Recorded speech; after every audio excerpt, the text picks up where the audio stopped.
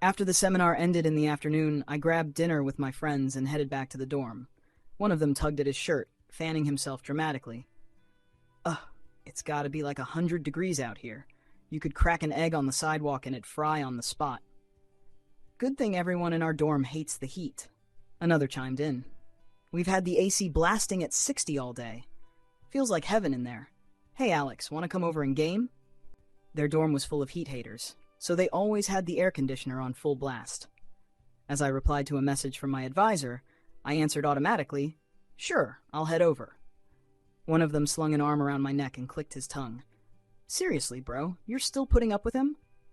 Another guy jumped in to tease me. "You go head-to-head with the department dean when you're mad, but you're scared of him?" They were talking about my roommate, Liam.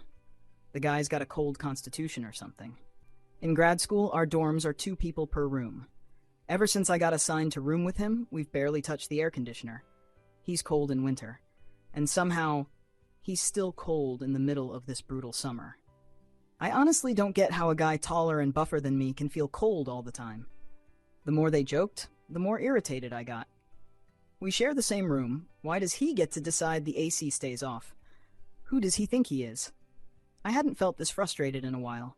My rebellious side kicked in hard, so I turned them down. Actually, I'm heading back to my dorm tonight. I'm enjoying that AC, whether he likes it or not. They stared at me like I'd lost it. Wait, for real? We were just messing around. Alex, seriously, if you're going back, just talk it out, okay? Don't start throwing punches. We heard his family's got connections. I waved them off. Relax, I'm not gonna fight him. But in my head, it was already game on. I pushed open the dorm door, half expecting it to be empty. But to my surprise, Liam wasn't at the lab today. Of course, the air conditioner was off. Again, the room felt like a sauna. Even the cicadas outside had given up chirping in the scorching heat. And yet, there he was, calm and unbothered, sitting at his desk like we weren't being slow-cooked alive. Liam was scribbling something in his notebook, probably drafting yet another paper for publication. He was that kind of guy. In grad school, getting even one top-tier CI paper published is already a big deal. But Liam? He's already published 3 in the top journal zone. My advisor constantly tells our lab group to learn from Liam like he's some sort of academic deity. And Liam always has that same composed, detached expression. Glasses perched on his high-bridged nose, not a single bead of sweat on his face. His skin's so pale. I sometimes wonder if he's secretly an ancient vampire, or just terminally ill. Look, I'm not ugly. I've been told I'm pretty good-looking, actually.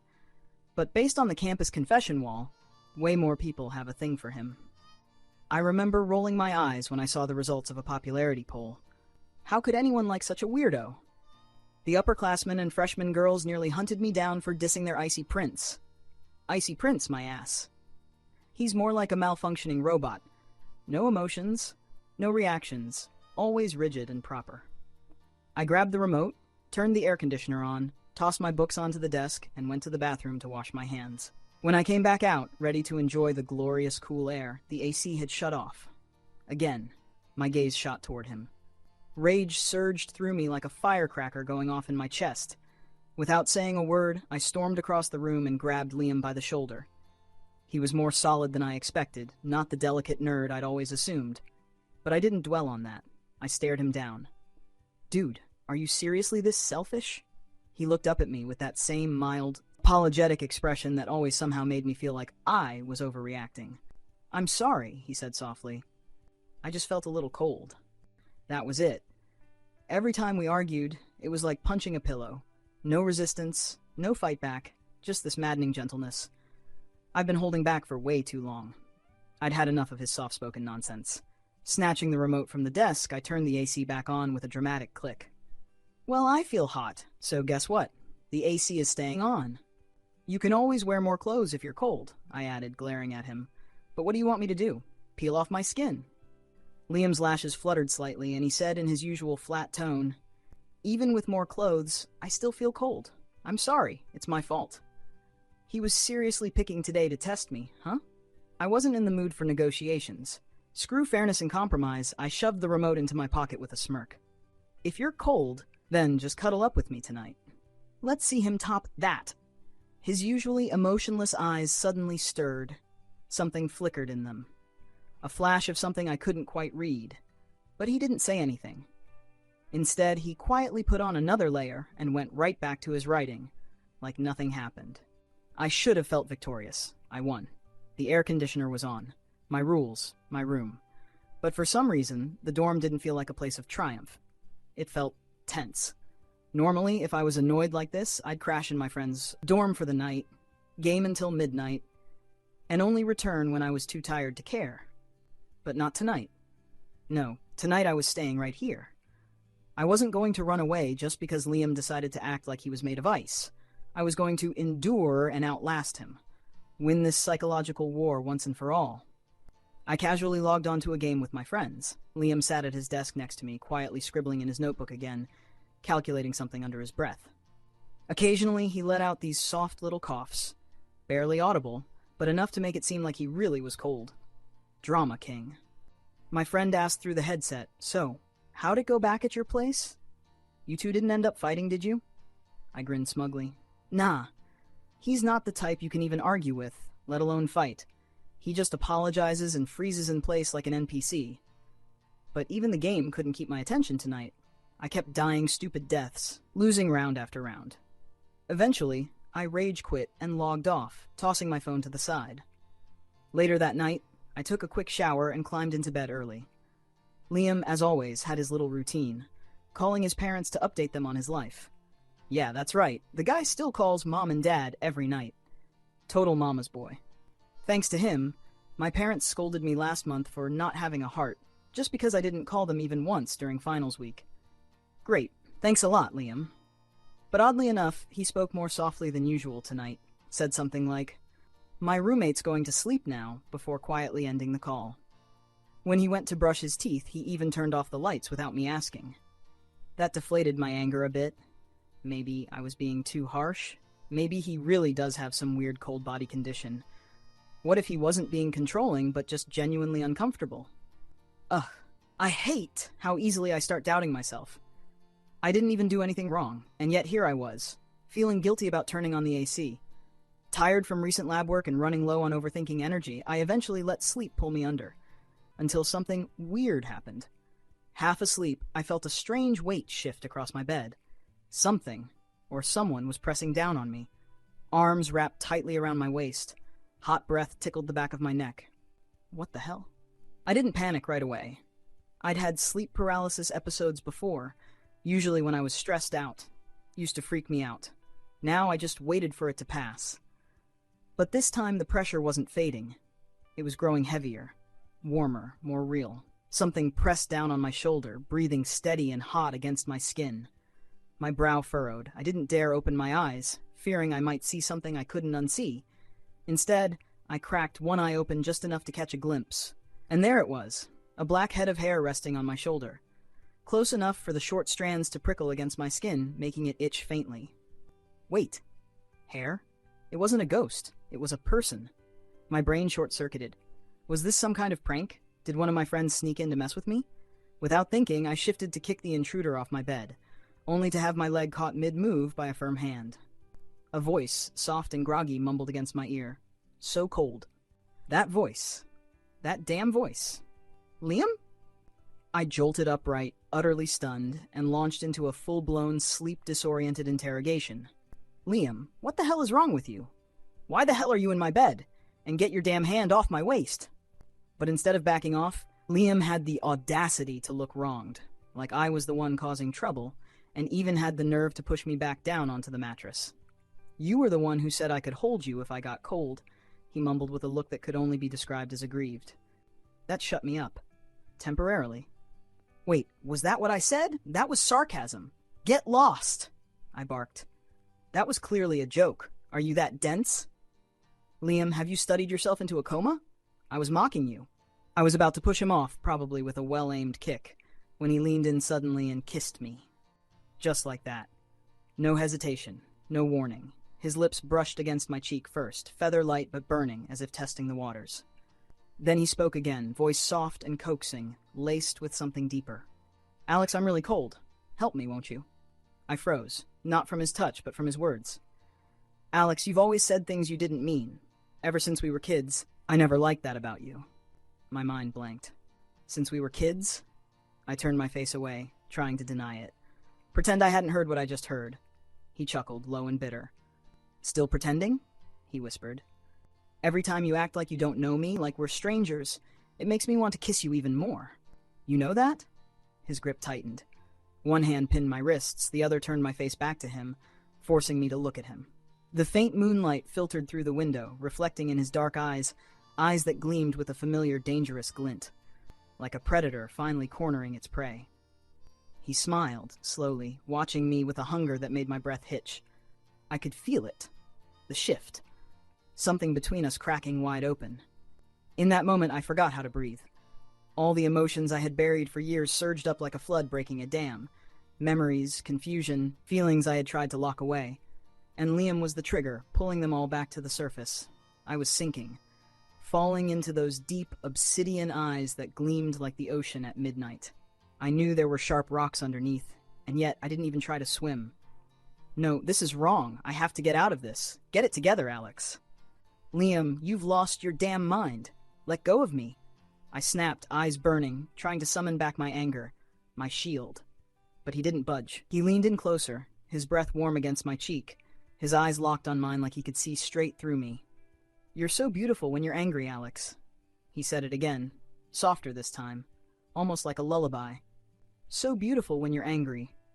Then his voice darkened, a dangerous gleam in his eye. But little liars don't get away so easily. You will pay the price.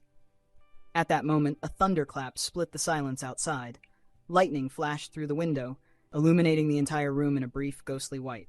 And I finally saw him, clearly, the same face from my memories. Only now, the soft lines had sharpened. His features were stronger, more defined, more grown up, but still unmistakably him. Liam. My past. My mistake. My undoing. All my defenses crumbled. The past swept over me like a storm surge. I forgot to resist. I let myself sink. Outside, wind howled and rain poured down in sheets. After weeks of relentless heat, the city finally welcomed its first summer storm. And in the eye of it was us. After that insane night, I stared at the messy bed, my brain on the verge of exploding. Thankfully, Liam had the decency to leave early to buy breakfast. If I had to face him first thing in the morning, I swear I'd rather die. Before leaving, he made me promise to wait for him. What kind of idiot does he think I am? Of course, I'm not waiting. I quickly changed clothes, grabbed my laptop and textbooks, and fled the dorm at lightning speed. Then I blocked Liam on every single platform. Phone, chat, social media. While clutching my aching waist and cursing myself for thinking with the wrong head, I started contacting rental agencies to find a place off campus. When my mom transferred money to me, she probed suspiciously over the phone. Son, don't tell me. You finally got a girlfriend? My family had promised that if I ever started dating a girl, they'd bump up my monthly allowance by $10,000.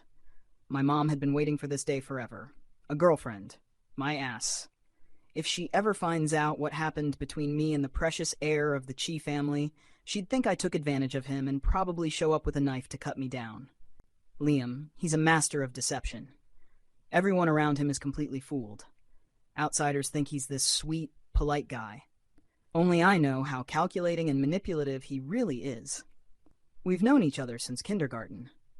My dad, a newly rich businessman desperate to climb the social ladder, bought a luxury house just to enroll me in a school full of elite kids.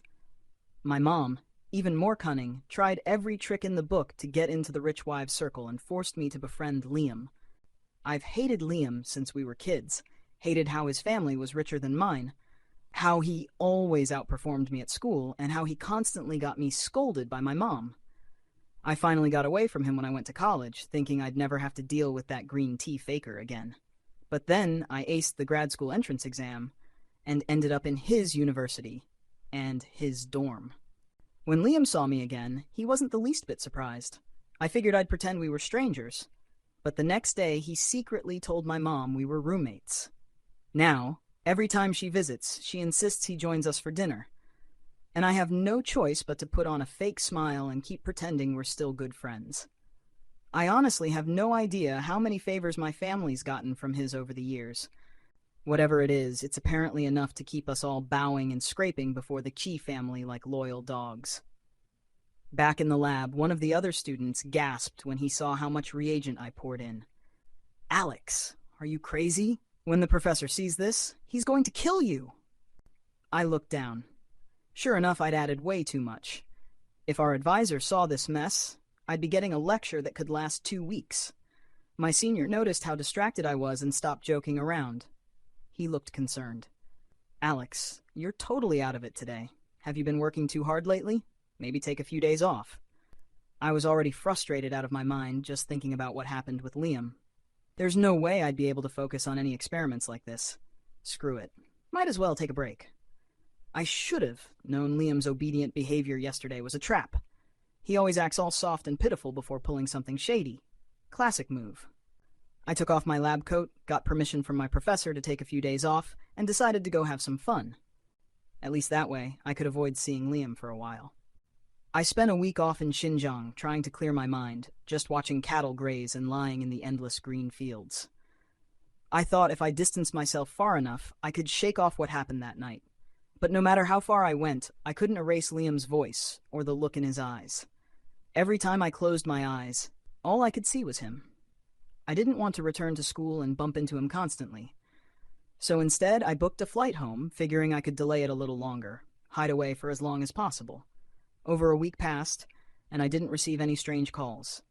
No messages. Nothing. I finally breathed a sigh of relief. It seemed Liam treated that night as nothing more than a fling. He hadn't tried to contact me at all. Of course, a rich guy like him probably wouldn't take something like that seriously. When I got home, my mom squinted suspiciously at me. You're not in trouble again, are you? Asking for money one day and suddenly coming home the next. She gave me that no-nonsense look. You better not be messing around with girls outside and breaking hearts. My mom can be materialistic and a bit nosy, but she still has a strong sense of morals and decency. I opened my arms and gave her a hug. Oh, come on, Miss Jang. Can't you just think of me as a good son for once? Besides, have you ever seen me mistreat a girl? If I really like someone, I'd definitely take responsibility. She considered my words, probably recalling my personality, and realized I wasn't wrong. So she let me go shower and rest. But just as I thought I could relax for the evening, she said, We're having dinner at your Aunt Lee and Uncle Cheese place tonight. Dress up a little. I hesitated. I wanted to make up an excuse, say I was too tired to go. But I knew she'd just call me rude or antisocial again, so the words stayed stuck on my tongue, unspoken. That evening, we brought a few gifts and headed to Liam's house, only to find out it was his grandfather's birthday. The moment I heard that, a bad feeling crept into my chest. If it was his grandfather's birthday, then Liam would definitely be here too. Sure enough, before I could come up with an excuse to sneak away, Liam appeared right in front of me. He was standing by the door, dressed neatly, greeting guests like the perfect eldest grandson. When he saw me, he simply nodded, calm, polite, and without any hint of emotion. Heartless jerk. And here I was, going out of my way to avoid him, while he acted like it was no big deal at all. I gritted my teeth and fumed silently. As I passed by him, I deliberately ignored his presence. Aunt Lee and Uncle Chi were still smiling politely as they accepted the gift and helped us find our seats. But it was painfully obvious. We didn't belong here. Every other guest seemed part of a tight-knit circle, laughing and chatting comfortably. My parents, no matter how hard they tried, just couldn't squeeze into their world. I watched my father struggling to strike up conversations, his forced smile faltering each time someone politely brushed him off. That tight feeling in my chest returned, hot and suffocating. I excused myself, claiming I needed to use the restroom, but instead slipped out to the garden for some fresh air. I barely had time to take a few deep breaths before I heard a group of women whispering nearby. Why does that tacky nouveau rich family keep showing up uninvited? If it were any other hostess, they would have been kicked out by now. That man's been tailing our madam for years, like a pathetic little dog wagging its tail. I'd heard things like this before. They weren't wrong. But still, hearing it out loud felt like a slap in the face. My body acted before my mind did. I turned to leave, desperate to escape. But in my panic, I bumped into a decorative vase, nearly knocking it over. The crash drew their attention. I froze. But before they could spot me clearly, a tall figure stepped in front of me. Liam. His broad shoulders shielded me completely as he stared the women down. "Why don't you ladies help out somewhere else?" he said coolly. "And stop gossiping about our guests." His voice was calm, but there was steel underneath. "Alex's family are close friends of my parents," he continued. "I don't appreciate hearing lies and slander about them behind their backs." The women paled, realizing their mistake, and quickly scattered in different directions. Whether Liam truly meant what he said or was just saving face, I didn't know. But at least he gave me my dignity back. I muttered a quiet thanks and turned to leave. But he grabbed my wrist tightly and yanked me back, slamming me gently against the wall. His eyes were red, his chest rising and falling rapidly. His breath ghosted against my ear, warm and erratic. I turned my head, trying to avoid it. "Alex," he whispered hoarsely, "how long are you planning to keep running from me?" Before I could respond, he grabbed my face and kissed me, rough, desperate, without rhythm or grace. I cursed him. I pushed him. Nothing worked. So I bit him. Hard. His blood filled my mouth, but he didn't stop. Instead, the kiss softened, his lips moving slowly now, tenderly, as if he was afraid I might vanish again. His thumb brushed my cheek. Our foreheads touched, breaths mingling in the quiet dark. "Alex," he said, his voice trembling, "are you going to leave me again like before?" The light from the garden lanterns reflected in his dark eyes, and within them, I saw it. Grief. Deep, unending grief that had never quite healed. Thanks to my mom's relentless social maneuvering, Liam's mother finally agreed to let the two of us hang out. Liam was just like her, calm, polite, and impossible to read. You could never tell if he was happy or sad, excited or bored. I, on the other hand, acted like the loyal knight guarding his prince. I played with him, made him laugh, protected him when things got rough. We were just kids. We didn't understand politics or class differences. Sure, I resented how perfect he was, how everyone compared me to him, but I also genuinely wanted to be his friend. Even though he rarely smiled, never got flustered, and always seemed a little aloof. I learned to read him. I could tell when he was happy, even if it was just the tiniest twitch at the corner of his lips. And I knew he was different with me. He'd sneak around with me to break the rules. He'd sprawl in a chair next to me and sunbathe lazily. His eyes would light up like stars whenever he praised how well I played video games. It made me proud, having a friend like him. Someone smart, cool, and a little mysterious. Someone who was mine. Then came that winter camp. Our school decided to toughen us up by sending us spoiled city kids into the mountains for a week. Behind the camp, there was a frozen wild lake. Naturally, all of us sneaked off to try skating on it, hiding the plan from the teachers. Liam wasn't that into it, but since I was excited, he came along. We were having the time of our lives until the ice cracked, and Liam fell through. I didn't think. I just jumped in after him and pulled him out. His family rushed in and whisked him away for treatment.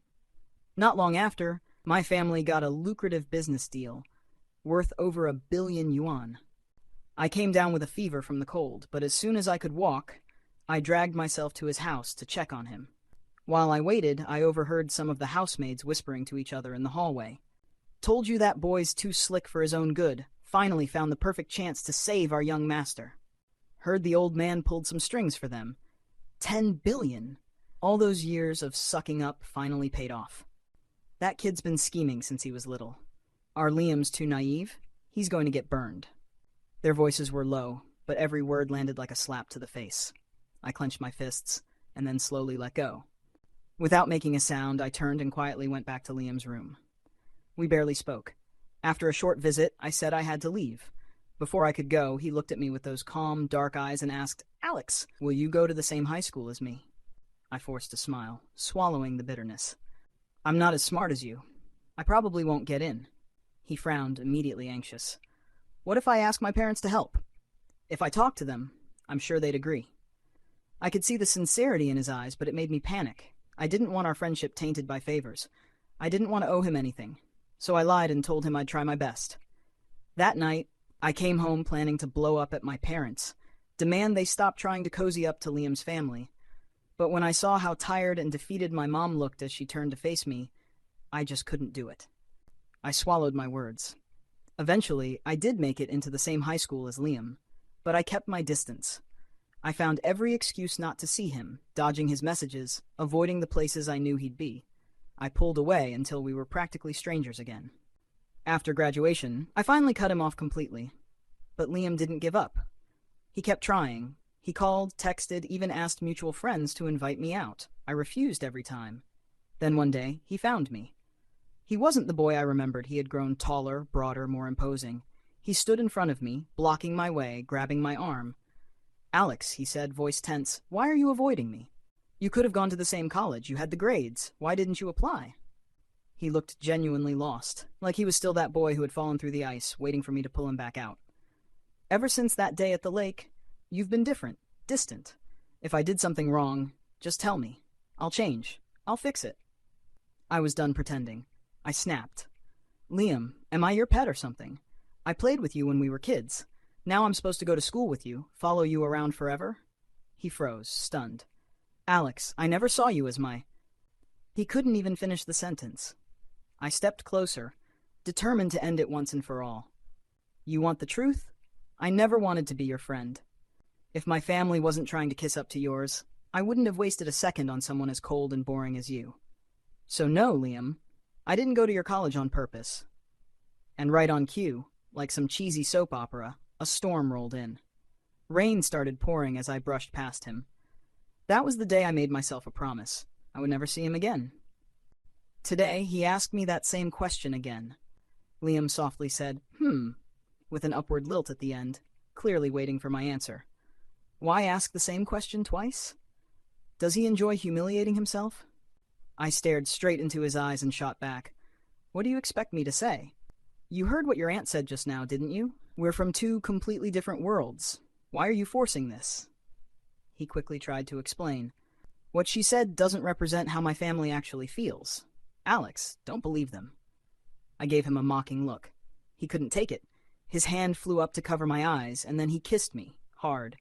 His lips swallowed the words I hadn't finished, words he didn't want to hear. The noise of the party faded into the background as I got caught up in his reckless passion. After a long moment, a breeze seemed to bring the noise back into focus. He let go, and I opened my eyes to see Liam looking at me, his gaze locked with mine, serious and unwavering. Alex, I like you. I've liked you for a long time. When I told you to wait for me, it was because I wanted to say this. I want to take responsibility. I want to be with you. He's still so naive. Does he really think we can be together with the kind of life he leads? I let out a cold chuckle and sneered at him. So what, young Master Liam? You want me to repay you with my feelings? Too bad. My family doesn't need anything from yours anymore. Your little tactic isn't going to work right now. Liam froze, stunned. My words had hit the mark, harsh and precise, straight to the heart. He quickly masked his reaction and pretended not to understand, continuing his little speech like nothing happened. Alex, let's go back to school together. Let's start over, okay? I hated seeing him like this. He knows better than anyone that our so-called friendship was built on nothing but convenience. If it weren't for my parents wanting to use his family status, they never would have tried so hard to make me befriend him. I've already done everything I can to avoid him. So why does he keep chasing me down, trying to make things harder? I laughed coldly. Fine. Since you say you like me so much, go back in there right now and tell everyone you like me. Tell them you want to be with me. Then I might consider it. I only said it to scare him off, to finally make him give up. But to my surprise, Liam actually believed me. He lit up and grabbed my arm, ready to drag me inside. Really, Alex? I froze, completely caught off guard. I panicked and shoved him away. What the hell is wrong with you? Are you crazy? If your brain's broken, go get it fixed. Liam, I will never like you. So just give up already. The party's starting. I'm heading back. I turned without mercy and walked away. But then everything went black. My body collapsed forward, landing in someone's arms. He whispered, I'm sorry, Alex. Right before I lost consciousness, I vaguely heard Liam calling my parents, telling them we'd gone out to hang out together. My parents were delighted, even told us to have fun. It all felt so surreal, like I was dreaming. When I opened my eyes again, I found myself lying in an unfamiliar room. The decor didn't match my home, or Liam's either. What's more, my wrists and ankles were bound by thin chains. Even my neck had a leather collar fastened around it. Every time I moved, the metal links clinked with a chilling clarity. Was this some kind of organ trafficking scheme? A cold shiver ran down my spine. Just as I was about to panic completely, The door creaked open. Liam walked in, dressed in cool-toned loungewear carrying a tray of food. He was tall, pale-skinned, and always wore that same unreadable expression. Cold, distant, like someone who lived in his own world. Seeing me awake, he smiled faintly. "Alex, you're up." I yanked at the chains and glared at him. "Liam, what the hell are you doing?" He calmly set the tray down, leaned in, tugged at the collar around my neck, and kissed me lightly on the cheek. "My sweet boy," he whispered. I shoved him away, disgusted. "You're insane! Let me go right now." But he didn't get angry. Not even a flicker of irritation crossed his face. He simply picked up the bowl of porridge and launched into his usual one-sided conversation. "Alex, how about eating something first? You've been asleep for a whole day and night." I slapped the bowl out of his hands. It spilled all over the bed. Liam didn't rush to clean it up.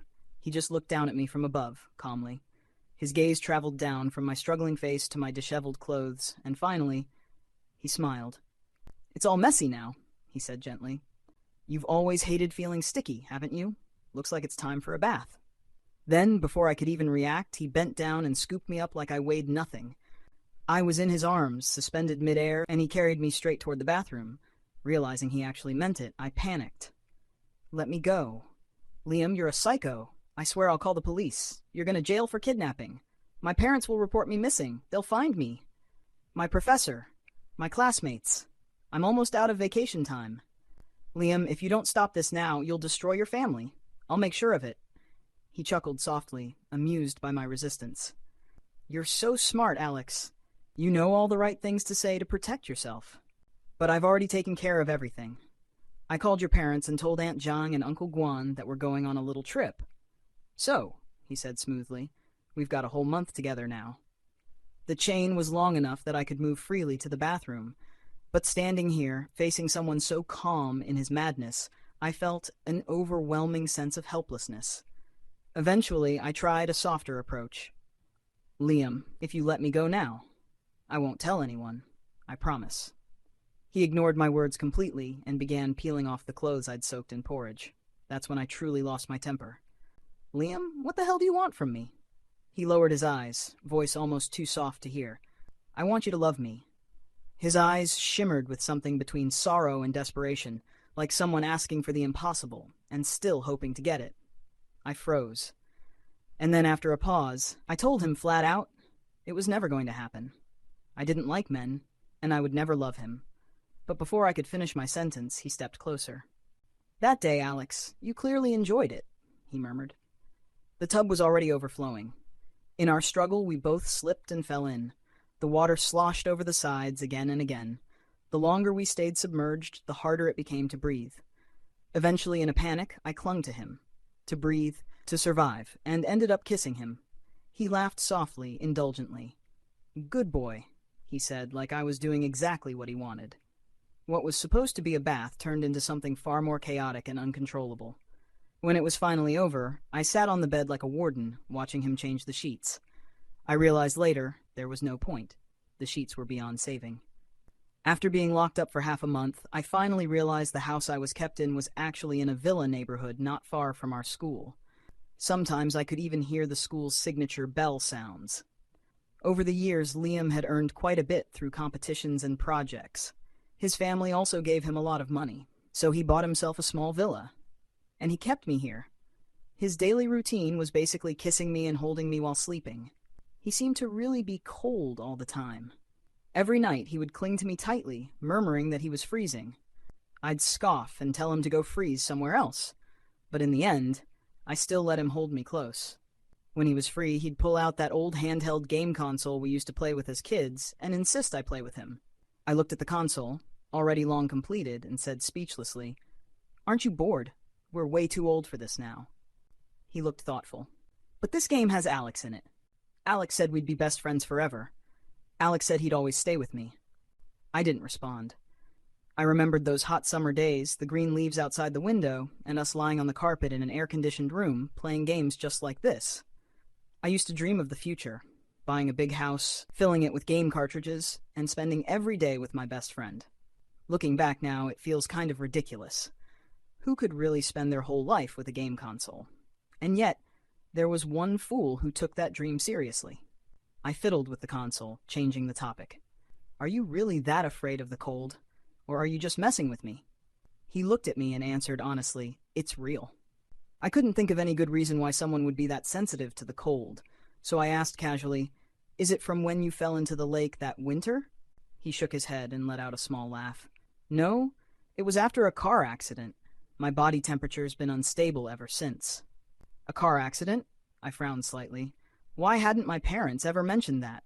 But honestly, he said with a light chuckle, I'm kind of glad I got sick. It gave me an excuse to make you mad at me, so I could get close to you like this.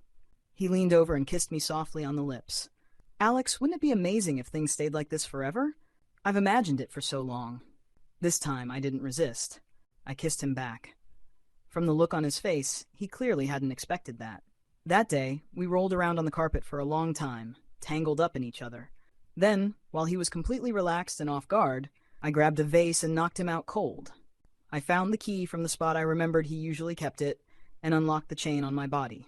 Before I left, I turned to look at him one last time and sent a message to one of his classmates, asking them to check on him, just in case something actually happened. I never planned to call the police. Let's just call it even. After returning to campus, I immediately moved out of the dorm. My classmates and advisor were all surprised I was back so soon. They said, wait, didn't your little brother get into a car accident and end up in the ICU? Weren't you supposed to be with him? I hadn't expected Liam to make up something that outrageous just to get me time off. I joked, turned out to be a false alarm. He's fine, so I came back. Whether it was me avoiding Liam or him avoiding me out of fear of revenge, ever since I escaped that house, we hadn't seen each other for 2 weeks. Then one day during class, I got a call from an unfamiliar number. I looked at the caller ID. It was from my hometown. As soon as I answered, a voice, frantic and on the verge of tears, burst through the phone. Alex? I'm Liam's mom. I heard you and Liam are roommates. Do you know where he is? We haven't been able to reach him for a week now. I'm so scared he might do something to himself. His mood's been so off lately. He told us he liked someone, but that person didn't like him back. Do you think he's heartbroken? That he might have done something stupid? A loud buzzing filled my head. I stood straight up in the middle of class. Auntie, I moved out about 2 weeks ago. I really don't know what's going on. Please try to stay calm. I'll try calling him now and go look for him. I rushed out of the classroom, asking the professor for leave as I grabbed my bag and ran. I unblocked Liam's number and called him over and over, but every time the same cold, automated voice replied, "The number you are calling is currently unavailable." I searched his dorm, the lab, every place he might show up. Nothing. While I was anxiously looking for him, my mother showed up to make trouble, at the worst possible time, and insisted that I had to find Liam. Already frustrated and overwhelmed, I snapped, "You're just afraid something really happened to him and you'll lose your chance to use me to get close to him for your business connections, right?" She went silent for a second, then unleashed a tirade on me. "What kind of nonsense are you talking about? Alex, is that really what you think of me?" I shot back. "Isn't it true? You and Dad deliberately introduced me to Liam, told me to get close to him so you could use me to win those big contracts. You kept asking why I wasn't as close to him anymore. Well, it's because I hate the idea of using him like a stepping stone. I don't need that kind of relationship." She was furious. She slapped me across the face. Dad pulled us apart, and in his panic, finally blurted out the truth. "It's not like that at all. We're grateful to Auntie Lee and Uncle Guan because back when your mom was giving birth, she had an amniotic fluid embolism. It was pure luck that Auntie Lee happened to be there for a prenatal checkup and helped call the doctor. Otherwise, you wouldn't have either of your parents today." I stood there frozen. Mom was crying. We owed her a debt we could never repay. She never asked for anything in return. So we thought, maybe you and Liam could become friends. Their kid's quiet.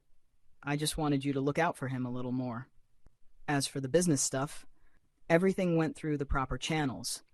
We only got the contract because we met the requirements. Auntie Lee and Uncle Guan just gave us a heads up about the opportunity. That's it. We never told you about what happened during your birth because we didn't want to burden you with that kind of emotional guilt growing up. Memories started flashing through my mind. Every cruel, unfair thing I'd said about Liam, like a boomerang, they slammed right back into me. The pain was so intense, I nearly couldn't stand. Then a sudden thought struck me, and I grabbed my mom's arm. "Do you know how Liam got into the car accident?" She looked just as surprised. "We don't know. The Chi family kept it quiet. It's always been a secret." I couldn't think about anything else. My mind was racing, trying to piece together where he could have gone. I rushed to the house Liam had bought. His mother was there, collapsed on the floor crying. His dad was trying to comfort her with one hand and calling people with the other, asking them to search every corner of the city. I crouched down beside Auntie Lee and asked gently, "Auntie, do you remember exactly when Liam had the accident? That might be a clue." Through sobs, she choked out, "It was the day after he submitted his college preferences. It rained that day. He insisted on going to that mountain where you two had winter camp years ago. On the way there, he got hit by a drunk driver. He had multiple fractures, spent 2 months in the ICU, barely made it." I froze. College applications, rain, a car crash. Without hesitation, I turned and bolted out the door. I booked a plane ticket on the spot, one to that same mountain from our winter camp days. It had been 8 or 9 years since we came to this mountain for winter camp.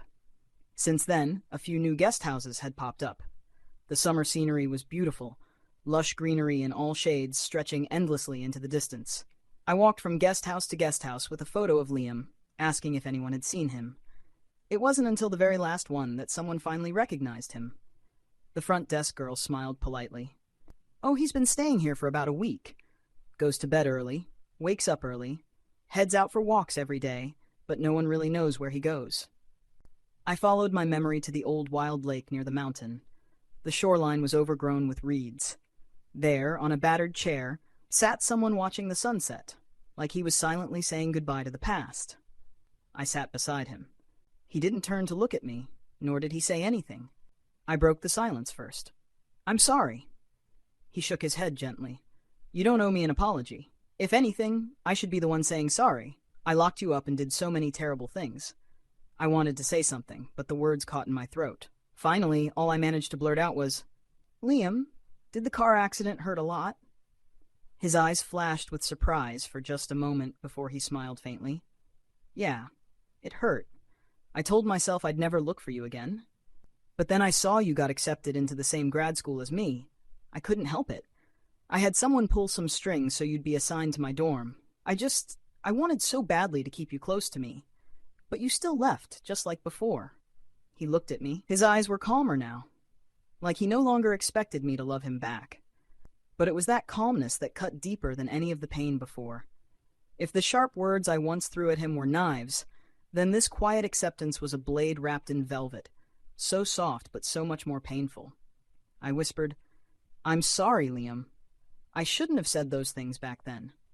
I really hated how my parents used our relationship to chase their business deals. I never expected it would lead to all this. I only just learned the truth.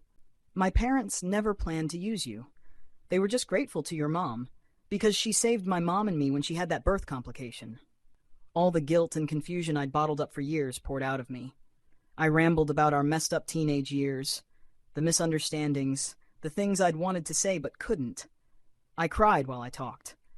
I hated how pathetic I sounded, but I couldn't stop the tears. Liam's eyes lit up a little. It was clear this was the first time he'd heard about how deep the connection between our families really was. His mom had never told him. She'd never tried to use that gratitude to get anything from us. Then somehow courage surged through me. I was done being a coward. Even if he rejected me or humiliated me, I had to say it. I looked into his cool, quiet eyes, tears still falling, and asked, "Liam, will you forgive me? It's not true that I didn't like you. If I really hated you, I wouldn't have done what we did. I wouldn't have just walked away without calling the cops." My voice trembled. My eyes searched his face, filled with fear and hope. He froze. Shock flickered in his expression, slowly shifting to joy. In that moment, I knew he'd still been waiting for me. Bathed in the golden glow of sunset, he pulled me into a tight embrace and kissed the tears from my face. "Alex, it's been so long. Alex, I missed you." 2 simple sentences, more powerful than any love confession. Our friends were stunned. "Wait, you're seriously going back with him?" "We were just joking." After finding Liam, I called both our families. They finally breathed a sigh of relief on the other end of the line. When they heard we planned to spend a few more days up in the mountains, they just told us to be careful and to check in once we returned to campus. We stayed for a week. Every morning, we watched the sunrise from the eastern peak, and every evening, we sat hand in hand on the swing, watching the sun dip below the hills. It only took 2 days before Liam dropped the sweet guy act and reverted to his usual teasing self. Eventually, my advisor called and tore into me for skipping class. He told me if I didn't get my ass back immediately, I could forget about ever graduating. That was when we reluctantly returned. We moved into the house Liam had bought. We came out to both our families. Surprisingly, they were incredibly accepting.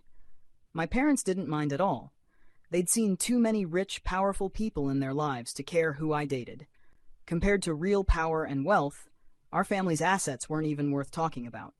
As for Liam's parents, after seeing their son nearly die in the ICU, they'd stopped caring about things like gender or tradition.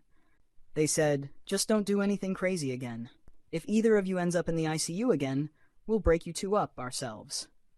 Liam and I exchanged a glance and promised in unison, "It won't happen again." Standing in that house again, memories of the wild, twisted summer I'd spent locked up there came rushing back. I blushed furiously. Hands on hips, I started ordering Liam to tear down all the strange, ridiculous stuff from back then. He pretended to obey, then suddenly pinned me down and locked me in place again. He slipped a collar around my neck, leaned close, and whispered against my ear, blindfolding me. He wanted to try something new. I tilted my head back, kissing him as the sound of chains clinked softly in the background, like chaotic music, but somehow harmonious. Liam held me tight, whispering into my ear, "Alex, I love you so much." I whispered back, "Liam, I love you too." Outside the window, the world remained green. The cicadas sang without pause. Summer still lingered.